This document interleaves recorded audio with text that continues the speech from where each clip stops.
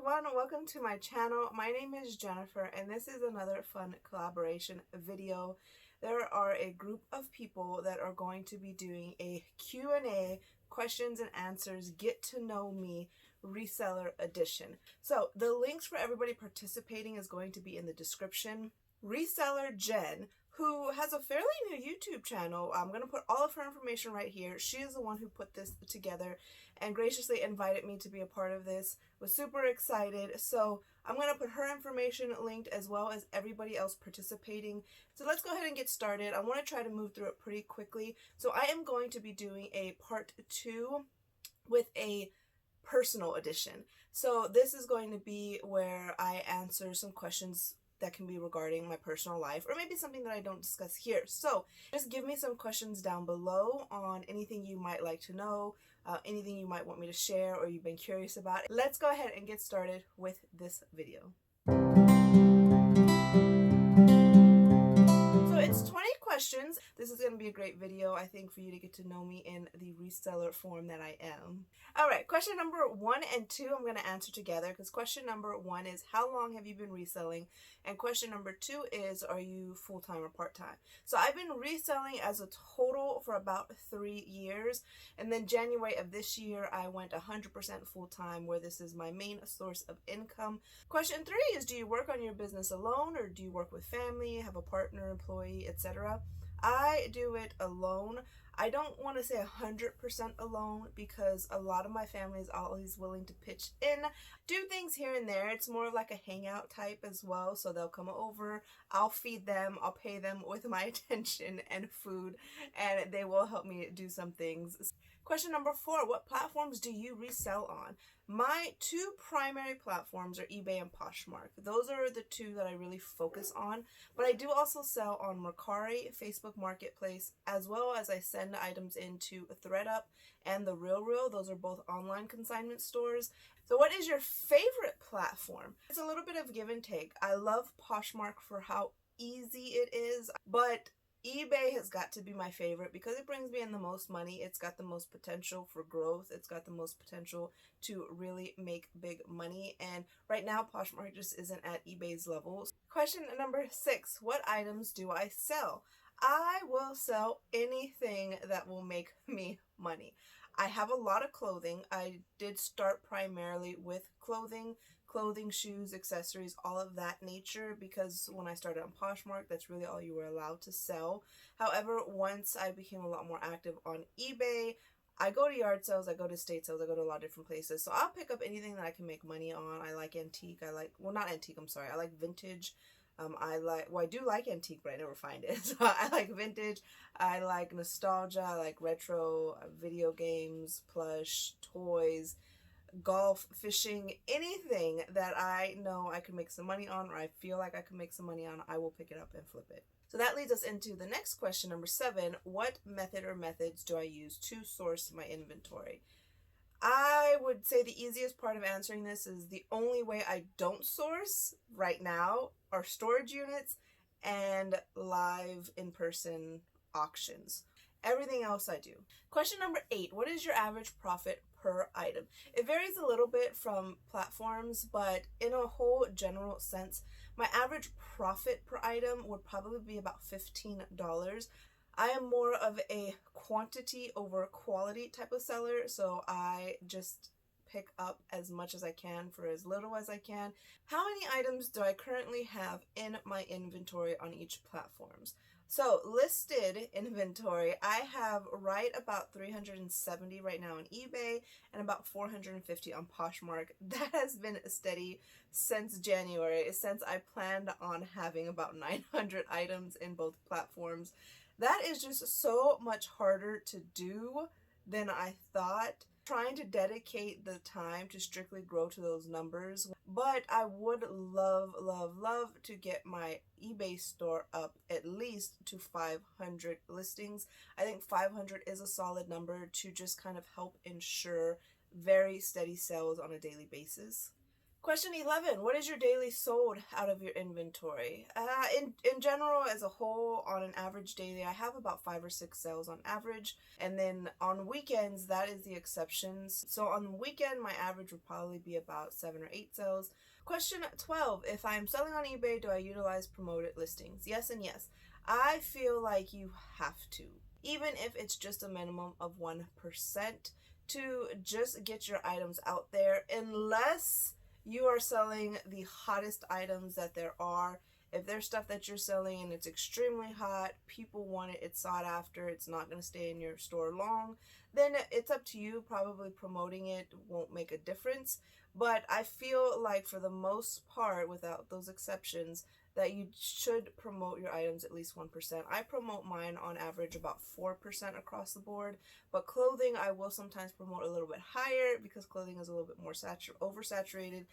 Question 13. If you're on Poshmark, do you share your closet daily? Yes, absolutely. I'm going to also answer question 14, which is, if you do you think that it helps with your sales? Absolutely. So I feel like you have to share your closet on Poshmark at least once a day. You have to. If you're in this, like for me, full time, I actually have a virtual assistant and she shares my closet 3 times a day and she'll share up to 900 listings. It helps dramatically. If you're not sharing your closet, if you're not sharing your items at least once a day, then you're not going to have as many sales as if you were sharing 3, 4, 5 times a day. Question number 15 is also in continuation with this. What types of sales have I found work best? Poshmark, it's hard to run sales because there's not an actual way on the platform to officially run a sale. But I've done sales like 5 for 20, 5 for 25, 3 for 20. But you have to go into each item, you have to edit the title with something at the beginning that tells people it's on sale, or you have to create like a sale banner. So it's a lot more trouble to run sales on Poshmark. On eBay, I run sales quite often. There, I feel like there's maybe only 1 week out of every month that I'm not running a sale. And eBay, I will run a sale at the end of the month and at the beginning of the month, just for last few month push in sales and to start off the month very strong, or with people who do get paid on a monthly basis and they have a little bit of extra cash at the beginning of the month. Question 16. How many hours do I feel like I spend sourcing every week? For a second I thought I said every day. Right now I'm at the point where I should not be sourcing at all, but I just can't help myself. I have no self-control when it comes to that. So I still source, but I really only source on the weekends right now at garage sales and estate sales, and I probably put about 3-4 hours on Friday and 3-4 hours on Saturday, and every now and then I'll go to a Goodwill during the week or a thrift store or something, or do some retail arbitrage and maybe do 1 or 2 hours on one day during the week. So on average, I would say I'm spending about 10 hours a week sourcing, which is still more than I should be spending. I should be using those 10 hours a week to list all these items that I have unlisted, but realistically, that's just an honest answer. So question 17, how many hours would you say you spend listing every week? Actually, just listing, not a lot. Now, prepping and stuff, I do spend a good amount of time. So prepping as far as cleaning, measuring, washing, photographing, putting away inventory, that kind of stuff. I don't even have that number really right now. But as far as just listing, I can't sit on a computer for a long time just doing work. I don't like doing that. I get antsy, I get anxious, and I just want to get up and start moving. So the most that I can actually sit in one sitting is probably about 2 hours doing work and doing listing. So I will break up my days to do a little bit of listing, a little bit of cross listing, things like that. And I probably list like 5 days out of the week. So I would say I spend about 10 to 20 hours a week, and that really just depends on my mood, on what else is going on in my life that week, on the motivation I guess that I have. So anywhere from 10 to 20 hours. It is a big gap, I know. That's just how my life is. 18. If you listen to podcasts, which podcast do you listen to or would you recommend? I don't really listen to podcasts. I don't, with the exception of like some YouTubers who have channels, and I mean, I guess you could call it like a podcast, but those are like the few exceptions, so not in general. I'd rather listen to music versus listen to podcasts. If I'm going to just listen to something where I don't have to watch, music is my go-to. I really prefer just putting music on. It's a lot more motivating for me. Question number 19. This is a fun, interesting one, is what are my goals that I hope to accomplish by the end of 2021? I don't have many major goals. My biggest goal is I want to have a $40,000 profit year. And that is a really strong goal. I started off at the beginning of this year with my goal being at 20,000. However, I was killing that goal at the beginning and it made me less motivated to keep working and pushing hard.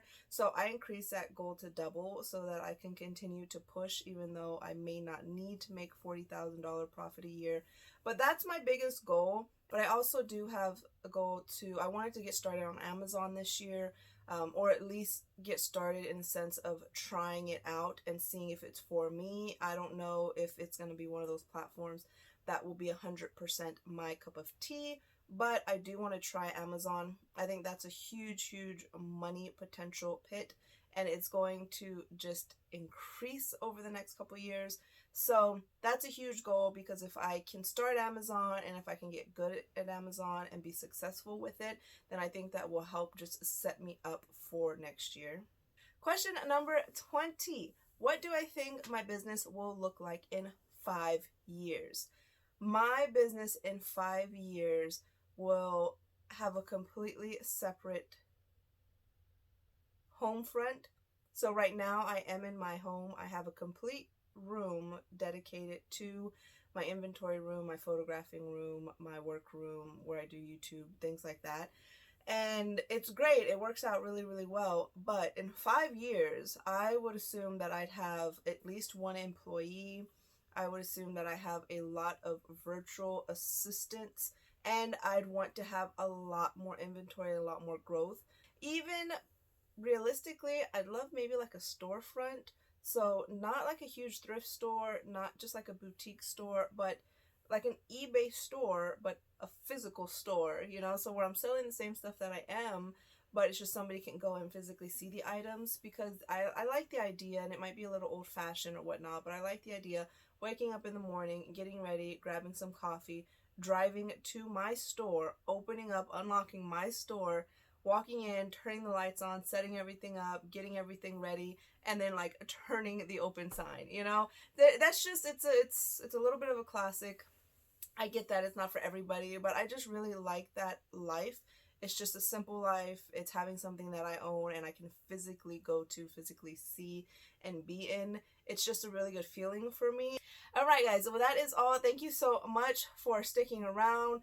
Thank you so much again, Jenn, for inviting me to do this. I'm so excited to go and watch everybody else's Q&As, get to know people a little bit better. So again, what I'm going to do is do a part 2. So please, any questions that you have for me down below, if, like I said, it can be about whatever, go ahead and ask me, put them in the comments. I really appreciate it. Also, give the description a check out, look at everybody there. If there's somebody that you don't know, feel free, go ahead and click on their link, check them out, get to know them, see if there's somebody that you would want to follow and support, or just, give a little thumbs up to their video or something like that to show them a little love. If it's somebody that you do know, then of course, I'm sure that you might want to go and give them some love anyway, or you may have already. So thank you so much. I appreciate it. This was a lot of fun. Stay tuned for my part 2 that will be out shortly. See you guys later.